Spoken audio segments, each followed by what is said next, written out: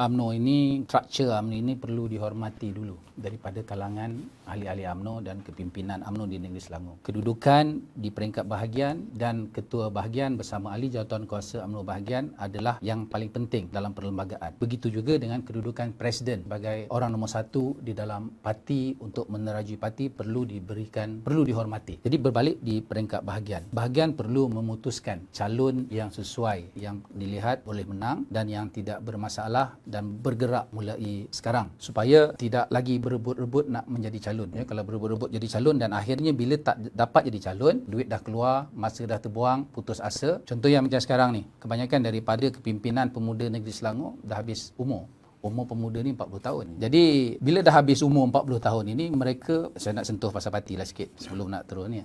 Jadi bila dah habis umur ni, mereka dah tak fokus untuk menjaga pemuda. Jadi masing-masing nak jaga bahagian, masing-masing nak kepung ketua-ketua cawangan untuk menempatkan diri mereka bila pemilihan yang akan datang. Sebab dah habis umur. Jadi buat apa lagi nak jaga pemuda? Jadi pemuda akhirnya terabai. Sedangkan inilah yang paling penting untuk menjadi pengundi. Dan daripada kalangan yang pemuda ini, puteri juga 35 tahun dah habis umur. Begitu juga dah habis umur, akhirnya puteri di peringkat bahagian pun terabai dan tertinggal. Tidak ada siapa yang nak jaga. Dan kalau ada daripada kalangan kepimpinan bahagian yang nak masuk kepada pemuda, dah geng-geng pemuda ni pula sentap. Ya, ini yang berlaku. Tak dapat nak dinafikan. Ini yang berlaku di mana-mana pun bahagian. Saya kata di Selangor lah, saya tak nak sebut di Pahang dan sebagainya. Dan bila calon lambat diumumkan, dia aku ketua pemuda, ini pula aku ketua wanita, yang ini pula aku ketua puteri. Jadi aku pun layak nak jadi calon. Jadi masing-masing dah beli kemayan, bakal kemayan, dah kemayan macam-macam lah, kemayan jin, kemayan hantu, kemayan apa semua dah ada, dah berkilo-kilo bakal. Akhirnya bila berebut di satu tempat nak jadi calon, dah berlaku puak-puak dan kumpulan. Kumpulan A contohnya ketua pemuda, kumpulan B ketua puteri. Bila buat program, yang ini tak datang, ini tak support dan cucuk mencucuk, fitnah memfitnah. Dan akhirnya bila menghadapi pilihan raya berlakulah satu